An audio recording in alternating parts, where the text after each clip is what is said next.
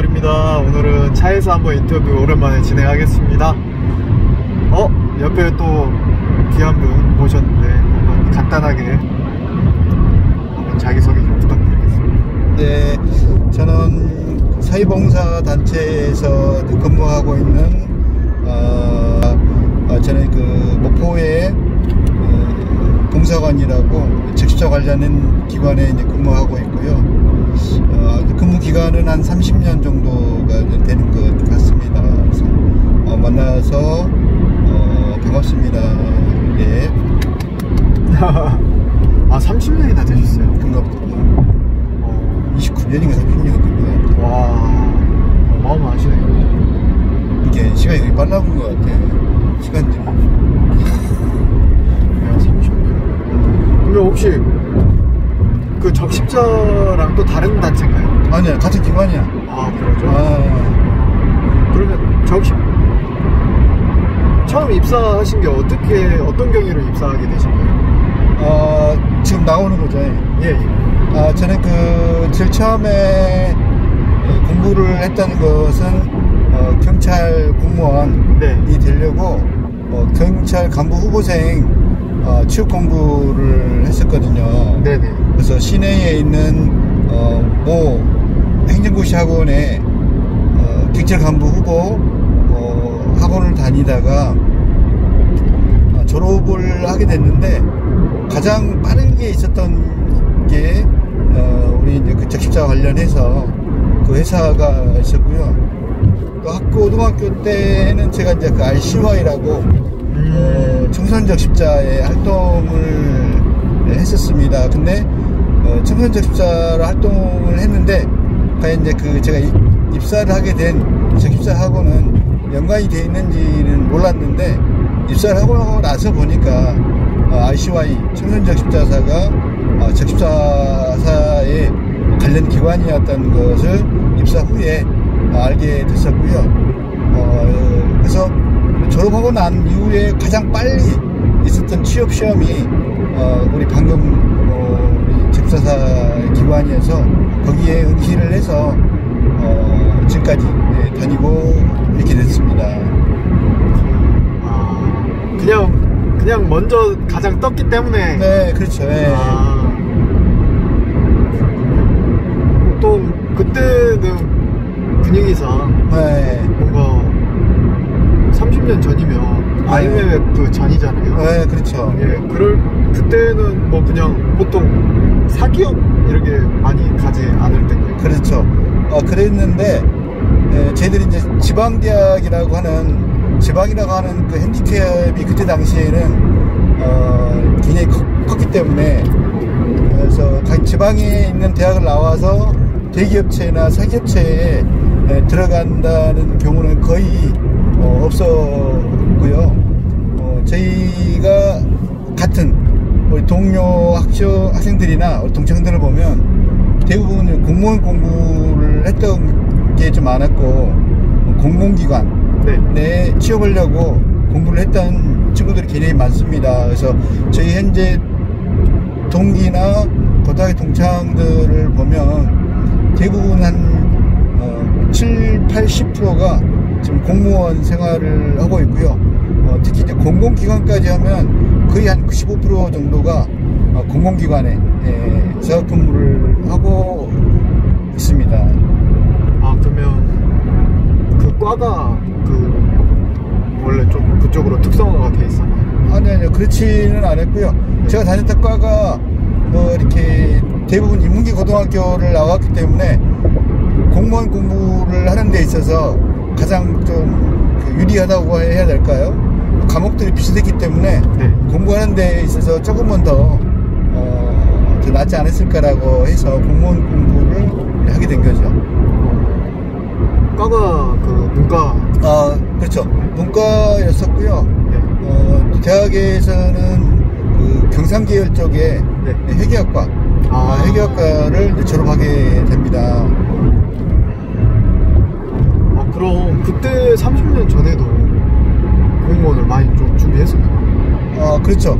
근데 그때 당시에는 사실은 지금보다는 공무원을 들어가는 데 있어서 네. 좀 굉장히 유리했었던 거죠. 왜 그러냐면 공무원을 그렇게 선호를 많이 안 했습니다. 그래서 인문계 고등학교를 나오게 되면 대부분 7급이나 9급 정도에 응시하게 되면 7급은 한 6개월 정도만 공부하게 되면 거의 합격을 했었고요. 네. 9급은 그냥 그 고등학교를 졸업하거나 대학을 나온 정도의 수준이면 네. 9급은 거의 다 한 90% 정도는 거의 필기시험에 합격한 정도의 수준이었었고, 수준보다는 경쟁률이 그렇게 높지를 않았었거든요. 네네. 대부분 뭐 경쟁률 하면 1대1 정도, 1.2 정도였기 때문에 네. 대부분 응시하게 되면 거의 합격하는 정도의 수준이었었고, 7급 정도는 난이도가 좀 높았기 때문에 그래도 6개월에서 한 1년 정도는 공부를 하게 되면 한 80% 정도는 합격을 하게 된 사회적인 분위기였던 것 같습니다. 그러면 그때는 막 뭔가 장수생 그런 게 없었겠네요. 아, 그렇죠. 그래서 이제 대부분 본인들이 원하는 그 목표의 직종의 네. 직례를 보면 대부분 한 6개월 정도에서 1년 정도면 장기는 하지 않고 대부분 그 분야에서 근무를 하게 됐었고요. 그렇게 지금 쭉 직장 생활을 하고 있는 걸로 그렇게 돼 있습니다. 그러면 그때도 이제 선배님 같은 경우도 그 시험 보고 그렇게 적십자를 들어가신 건가요? 그렇죠.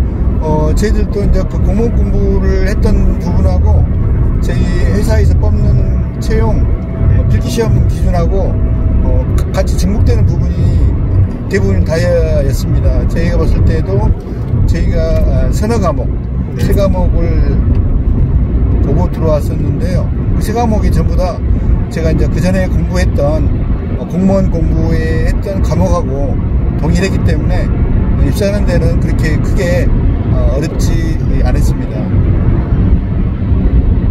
어떻게 이제 사랑이 남다를 것 같은데 한번 뭔가 에피소드, 기억에 남는 에피소드 그런 거 있으실까요?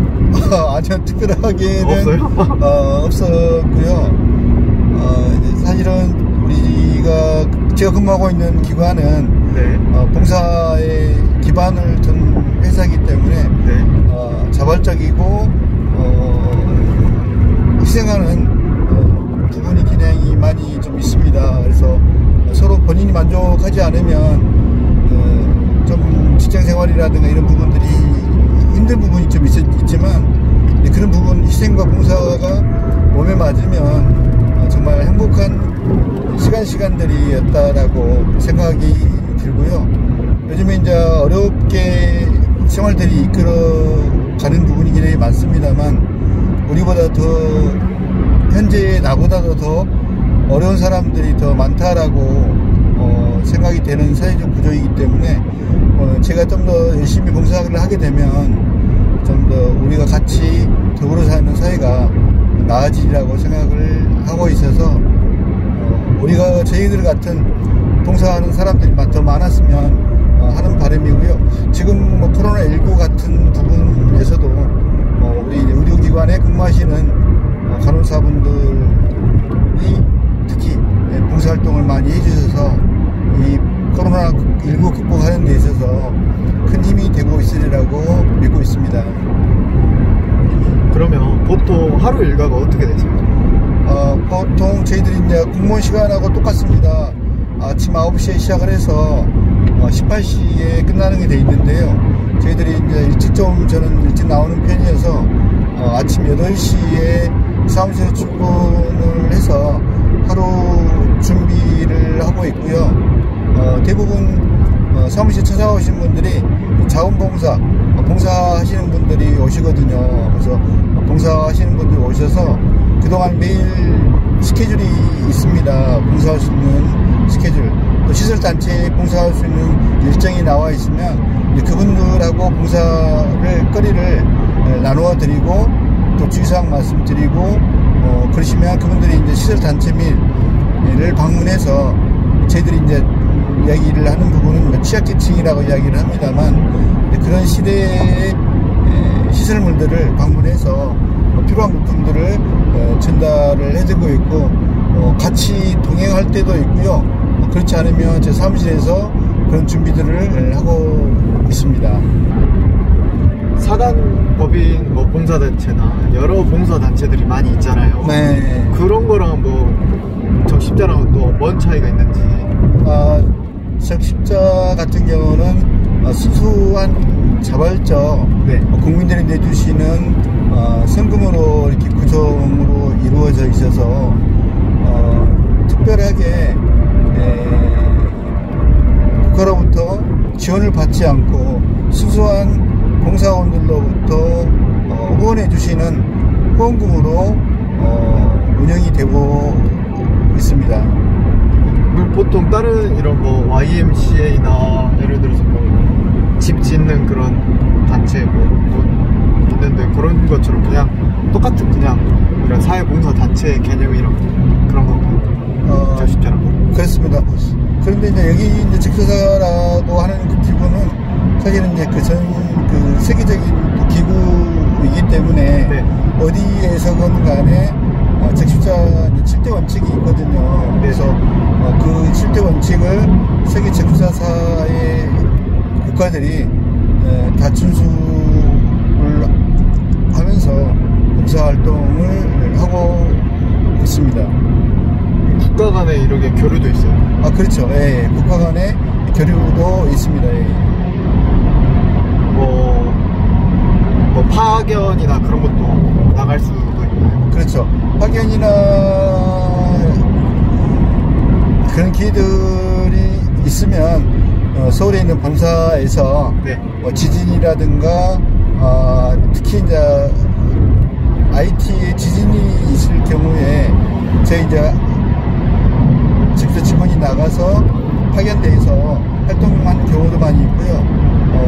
그런 국제적인 분쟁이나 이런 재난이 발생하게 되면 그 지역에 나가서 구호 활동을 실시하고 있습니다. 그래서 일하시면서 뭔가 장점이라 하면 그 아까 그 봉사 정신 그런 거 말고 또 있을까요? 한두 가지 정도? 적십자사회에서의 근무를 하게 되면 일단 자긍심은 다 요즘에는 기본일 것 같고요. 특히 이제 응급처치 교육이라든가 뭐 수상안전 교육, 뭐 산악안전 교육 같은 경우 교육을 수시로 접할 수 있는 기회들이 좀 많이 있어서 특히 이제 응급처치 교육 같은 경우는 그 생활 속에 안전을 요하는 교육들을 수시로 접할 수 있는 기회가 많이 있고요. 또 직원으로서 필수 교육을 받고 있습니다. 그걸 또 국민들에게, 시민들에게 전파할 수 있는 기회의 공간들이 많이 주어지고 있습니다. 뭐 입사해서 뭐 특별한 뭐 혜택이나 그런 거 있을까요? 특별한 혜택은 봉사를 많이 했다는 거. 봉사 시간? 봉사 시간. 특별하게 이제 봉사 시간을 가지고 이렇게 누적되고 이런 보람은 사실 저희들은 없거든요. 예. 근데 이제 봉사를 했다는 그 느낌이 가슴속에 많이 남아있는 것 같습니다. 그리고 이제 저보다 더 어려운 분들 공간에서 항상 위로해주고 그분들하고 같이 생활을 많이 하는 기회들이 있어서 그분들에게 많은 도움을 드렸다라고 생각을 많이 하고 있습니다. 보통 그러면 개인적으로 뭔가 봉사를 하고 싶다 이렇게 했을 때 그냥 찾아가도 그렇게 뭐 이렇게 일반인도 그냥 찾아가면 봉사할 수 있나요?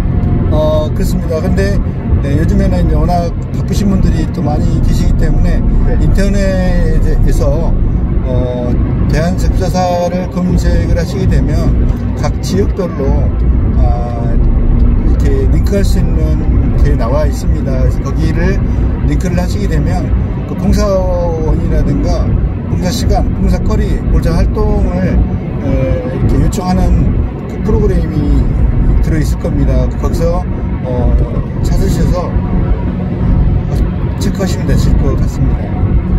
최근 같은 경우에 이제 코로나 때문에 좀 많이 이렇게 사람들 모으시는데 뭔가 애로사항이 있을 것 같은데.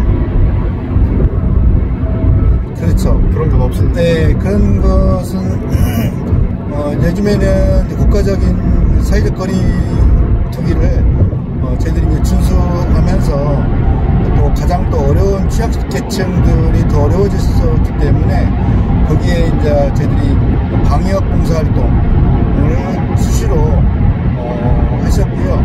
또 마스크 제작 봉사활동도 떼있으며 또 그 전에는 각 지구별로 했던 밑반찬 봉사 활동을 수시로 했으나 사회적 거리 두기나 이런 것들로 인해서 모두에서 그 부식거리, 간식 부분을 전달할 수 있는 기회는 계속 봉사활동을 하고 있습니다. 그럼 이제 궁금했던 거, 헌혈 관련돼서 이렇게 헌혈도 관리하시죠? 저희들이 이제 그 대한적자사에서 네. 헌혈 업무도 지금 하고 있습니다. 헌혈을 하면 몸에 안 좋다, 뭐 이런 말이 있는데 그 부분에 대해서 혹시 아시는 게 있으실까요? 헌혈하게 되면 몸에 좋지 않다라고 하는 이야기들이나 이런 부분들은 오해이고 그건 거짓말이라고 저희들은 판단하고 있습니다. 그래서 헌혈은 사실은 몸에 유해하지 않고요. 그렇다라고 유해했다라고 한다면 어떻게 이 헌혈 사업이 지금까지 이루어질 수 있었을까라고 판단해 보고요. 유해하다는 정확한 의학적인 자료나 이런 부분들을 제시해보라고 하면 나오지 않습니다. 단 이제 사람들이 갖고 있는 생각과 사고들이 편견에서 나온다라고 저희들이 이제 보고 있고요. 그렇게 유해하지 않고요. 그리고 헌혈을 하지 않으면 병원에 계시는 환자분들이 수술을 하지 못하고 있습니다. 그래서 어느 누군가가 헌혈을 해주셔야 병원에 계시는 환자분들이 수술이나 치료를 받을 수가 있으셔서 생명을 더 유지하고 연장하시는데 필수적인 활동 중에 하나가 헌혈 활동이라고 보시면 되실 것 같고요. 그만큼 소중한 부분이 헌혈이시기 때문에 요즘에 뭐 코로나19 때문에 헌혈한 단체 및 헌혈하신 분들이 많이 않고 계시고 있습니다. 그래서 하지만 누군가는 꼭 헌혈을 해주셔야 병원에 계시는 환자분들이 수술할 수가 있다는 것. 하지만 가까운 헌혈집을 찾으시면 청결하고 깔끔하고 위생적이기 때문에 헌혈하셔서 이렇게 어떠한 코로나19로부터 위험 수 있는 부분들은 전혀 없으시기 때문에 가까운 헌혈집 찾으셔서 가실 때는 반드시 신분증을 가지고 가셔서야만 헌혈이 가능하시거든요. 그래서 꼭 참여 부탁드리도록 하겠습니다. 그리고 헌혈을 요즘 같은 경우는 많이 하는 사람들이 줄잖아요. 네. 이렇게 없을 경우에서는 그러면 수술 같은 것도 줄진 않을 거 아니에요, 수술이. 그렇죠. 그럴 경우에는 뭐 수입을 하나요? 피를? 저희들이 이제 WHO 세계보건기구에 의해서 네. 저희들이 수술용 혈액은 다른 국가로부터 수입을 못하게 되어 있습니다. 그래서 누군가 헌혈을 해주시 않으면 병원에서 환자분들은 수술 일정을 연기할 수밖에 없으시거든요. 그래서 누군가가 꼭 헌혈을 해주셔야만 그 일정에 맞게 수술 및 치료를 할 수가 있는 거죠. 그래서 일단은 혈액은 수술용 혈액은 다른 국가로부터 수입을 하지 못하고 있습니다. 그러면 그냥 늦춰지면 이제 환자분들이 이제 돌아가시겠네요. 만약 돌아가실 수는 저희들이 이제 확률이 더 높아질 수가 있으시다는 거죠. 네. 헌혈을 해야 되겠네요. 맞습니다. 왜냐면 혈액을 대체할 수 있는 다른 부분이 있으면 좋겠으나 네. 아직까지 저희들이 세계 의학적인 부분에서 혈액을 대체할 수 있는 부분들이 없기 때문에 누군가는 꼭 반드시 헌혈을 해주셔야만이 수술을 하실 수가 있으시다는 거 꼭 참고해 주셨으면 좋겠습니다. 헌혈을 하면 뭔가 장점들이 많이 있잖아요. 아, 그렇죠. 예. 그 부분 한번 간단하게 말씀해 주실 수 있을까요? 간단하게 말이 안 되나요? 해서 헌혈 전에 주의사항 하시는 부분들이 굉장히 많습니다. 그래서 뭐 혈압부터 약물을 드시거나 이런 부분들 사전 또 체크를 또 하고요. 그냥 헌혈이 또 가능한가 가능치 않으신가를 저희들이 비중을 확인한 후에 헌혈을 하시게 되십니다. 그래서 그걸 통과하시고 나면 헌혈을 하시게 되는데요. 저희들이 헌혈은 두 종류로 하고 있습니다. 양은 320cc나 400cc로 헌혈을 받고 있고요. 만일 이제 헌혈을 하시게 되면 저희들이 늦으면 한 10일 사이에 헌혈 후 결과 통보서를 본인이 신청했던 집 주소나 이메일로 저희들이 이제 헌혈 후 결과 통보서를 발송해 드립니다. 그래서 그 발송한 내용에는 총 12에서 13종류의 혈액 검사가 나오거든요. 그래서 혈액에 관련된 부분들은 한 13 정도의 검사를 정확하게 한 후에 개인별에 발송해 드리기 때문에 본인에게는 굉장히 유익하고 많은 도움이 되실 걸로 판단하고 있습니다. 제가 최근에 해보니까 어플이 생겼더라고요. 저 처음 오랜만에 제가 헌혈을 했는데 원래 어플이 없었는데 어플이 생기면서 옛날에 이렇게 헌혈 받았을 때 그 검사했던 기록까지도 8년 전에 했는데 8년 전 것만랑 또 최근 거랑 다 나오더라고요. 와, 진짜 세상이 좋아졌다. 그리고 자가 체크를 할 수 있는 또 지표 중에 하나가 되지 않나. 또 그 장점이 있습니다. 그리고 그게 끝인가요? 네. 아, 예. 그래서 이제 그 검사 이후에 본인이 그 혈액이나 이런 부분 결과 통보서를 보시고 난 후에 본인의 건강관리 체크를 하게 되는 동기부여가 굉장히 크리라고 생각이 좀 되지고요.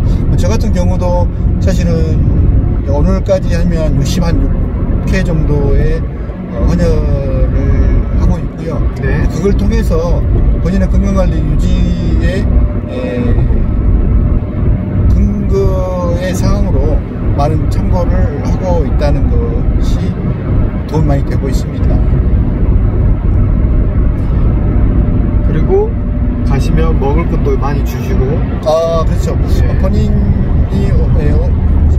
특히 이제 헌혈 후에 물을 많이 섭취를 하셔야 되고요.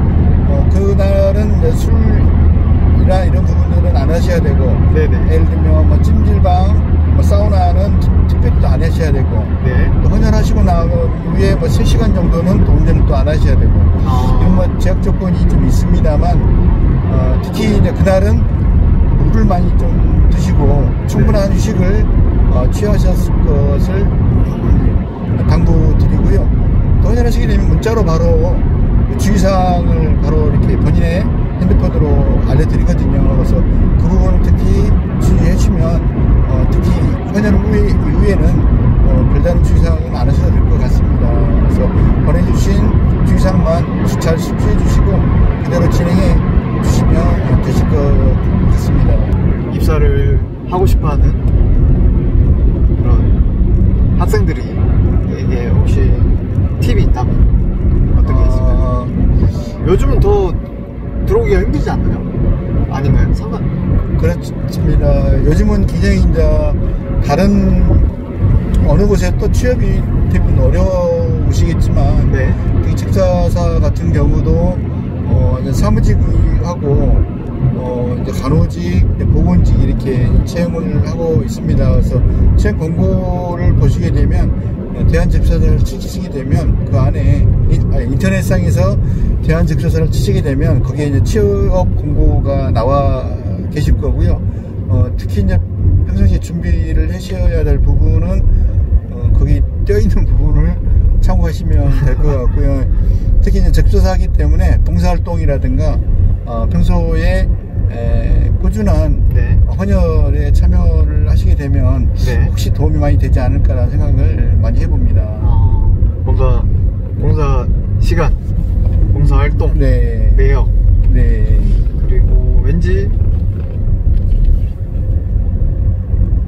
그런 쪽으로 많이 활동을 하면 좀 더 그래도 가산점이 있지 않을까. 네, 도움이 되지 않을까라고 생각을 예. 해봅니다. 혹시 인사 쪽도 활동을 업무를 해보셨나요? 아, 예. 그러면 더 정확하게 아시겠네요. 정확하게 알고는 있는데 혹시 이제 그런 부분들이 또 오해의 소지가 있기 때문에 네네. 저희들이 이제 사실은 홈페이지에 있는 부분을 참고하셨으면 하는 바람이죠. 알겠습니다. 어떻게 소중한 인터뷰 감사드립니다. 아닙니다. 지금까지 인터뷰 영상 봐주셔서 고맙고요.